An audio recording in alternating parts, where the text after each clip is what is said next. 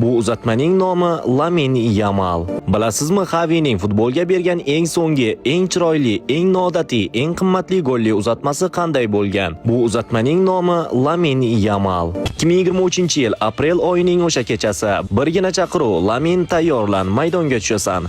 Xavi bunga jur'at eta olgandi. Debyut o'yin 15 yoshli bolakay. Chunki Xavi bu bolakayda o'zgacha xususiyatlar borligini bilardi. Vaqtlar o'tishi bilan biz buni chuqur angladik. Barselona tarixidagi keskin o'zgarish bu katta jamoaning go'yoki qayta tug'ilishidek edi. O'shandan keyin Yamal asosiy tarkibdan deyarli tushmadi. Barselona muxlislari uning qayta olishiga ishonishdi, hattoki uni ikkinchi Leo Messi deya ham atashdi. Xavi ketganda ham u yuqori darajasida o'ynashda davom etdi. U Yevropa chempioni bo'ldi. U Barselona bilan Ispaniyada barcha sovrinlarni yutdi.